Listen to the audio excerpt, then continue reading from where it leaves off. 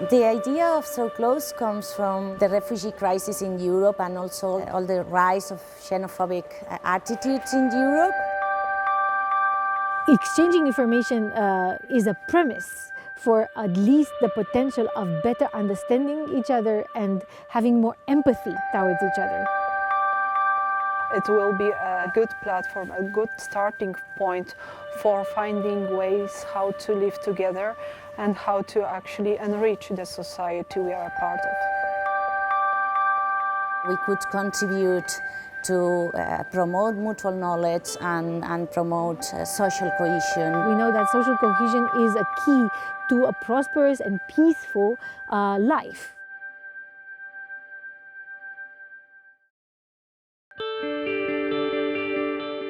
We are three very different types of institutions in the consortium. Universities, academics, researchers on the one hand. We have cultural institutions, museums and other cultural institutions. And we have the technological partners, which are high-tech companies that are producing the digital tools. The idea of So Close comes from the Department of History, from Javier Rodrigo. The project is a 3-year project. It started in January 2020 and it will end in December 2022. Hello and welcome. We are in Montesole. I welcome you all to our first real in-person event since the kick-off meeting. The purpose of our event today is to move on from the more technical part of the project, in which a lot of focus was on designing the digital tools, to the more curatorship part of the project, which is aimed at populating the tool with content and designing activities that will use these tools. The current project is addressing several problems at the same time.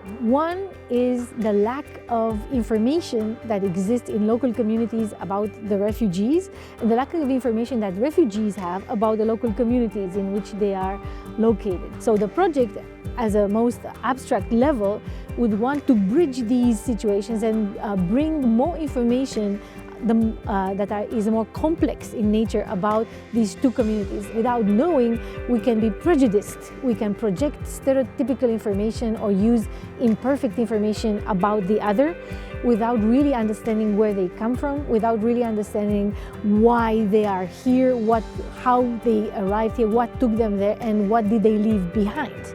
And the same for the refugees. They are, in a sense, randomly placed somewhere in a location. They may have no information whatsoever. They do not speak the local language most of the time. And so there is a big barrier between themselves and the local community. So this project, our project, wants to bridge these because it will simply create a better social cohesion between different types of people who live in these communities.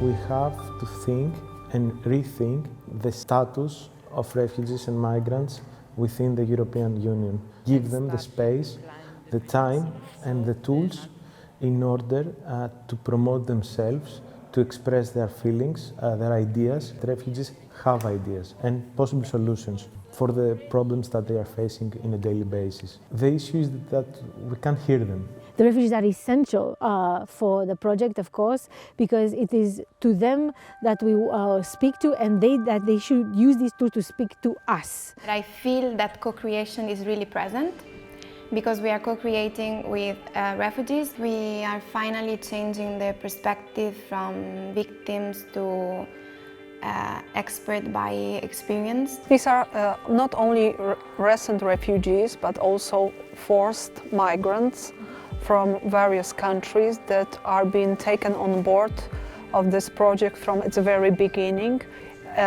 During each and every step of the project, we ask for opinions and we ask for collaboration, and actually it's happening, and it's also a great experience for us because we have the first-hand narratives and messages from the people who just recently came through sometimes literary hell.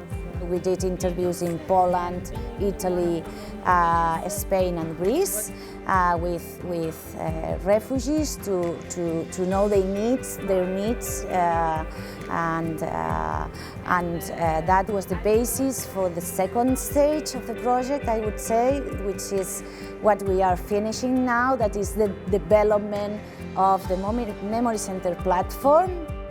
The tools we are preparing are supposed to be a kind of empty shells that can be implemented, populated with a content in different regions, different institutions, various countries.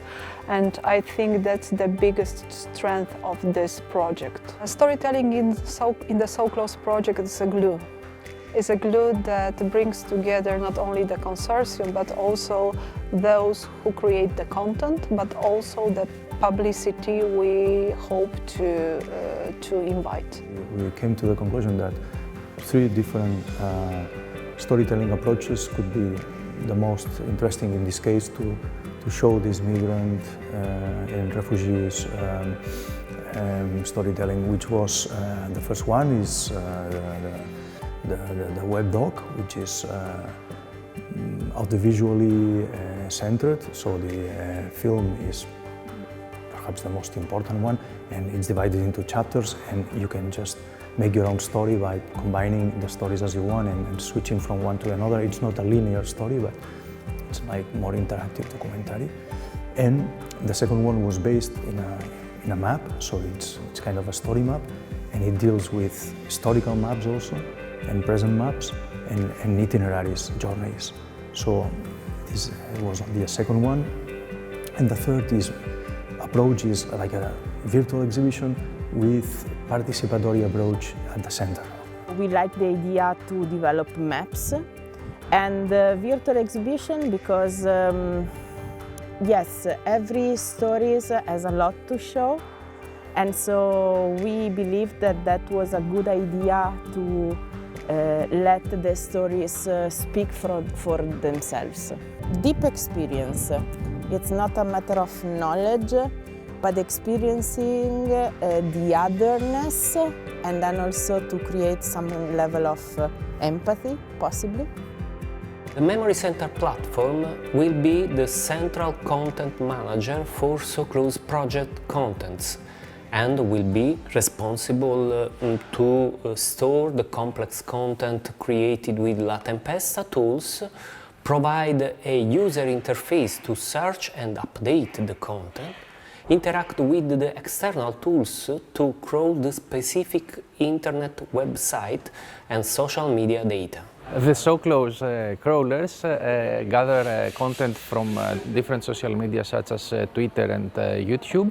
They're able to represent it internally in the form of database and present it to the curators of the different museums and cultural institutions of the So Close in a way that they can include it in tools that they create for the project, and also in the MCP platform, which actually is used for the preservation of content. The So Close platform is expected to last much longer than the duration of the project.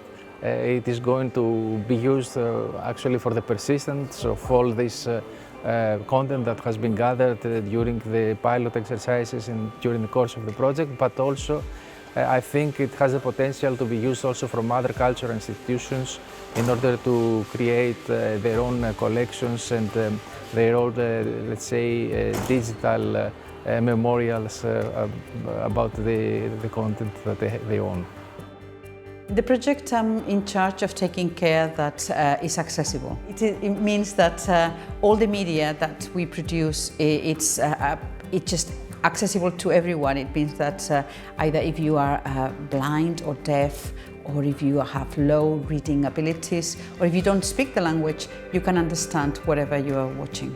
The So Close project is a great sample of accessibility and a great sample of the EU legislation, the new EU legislation that will happen in 2025. Now we are in 2021, so I think the efforts and the attitude, the positive attitude and the encouragement by the So Close partners, all of them, it's been phenomenal. And I can only say that it shows that if you want to, you can make it accessible. We're trying to inform we're trying to educate, but we also try to move people more emotionally, because this is not just about providing the raw facts. It's providing the raw facts in an aesthetically pleasing and informative and emotionally activating way. I hope that the tools that we develop will be taken on by other institutions, that we prove them to work very well in our context, and other museums, other cultural institutions, refugee organizations, they will also find these tools useful, and they will populate those tools with other content that is suitable to their context, and that in this way the project will continue to live on, basically.